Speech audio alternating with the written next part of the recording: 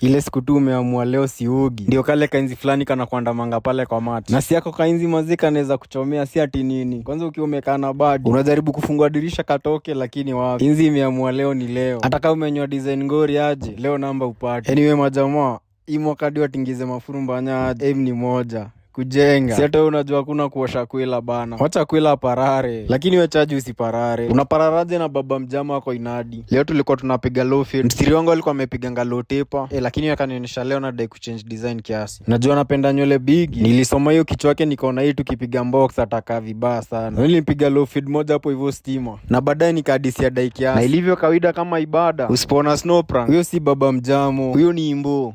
Alafu ukipaka customer dai, hapana paka customer dai akae kama sufuria mbiro. Paka customer dai akaatiki. Hadi akitoka hapo nje unasikia excuse me sir, can I take you for lunch? Sisi tunanyolewa fade na wale watu na attract tu nikina mama yo. Siri si ati hauna nyota, ni vile unanyolewa design ya udu. And as I usually say, clippers don't cut hair, barbers cut hair, and baba is one.